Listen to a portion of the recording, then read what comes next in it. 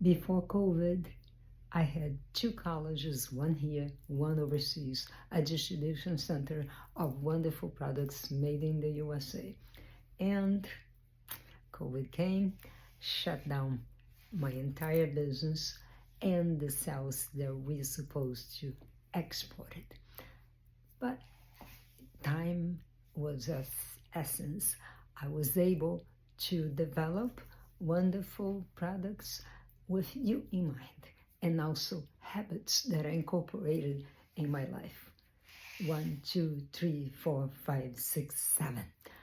Every day, if you do one little thing each day, you improve your life 7 times.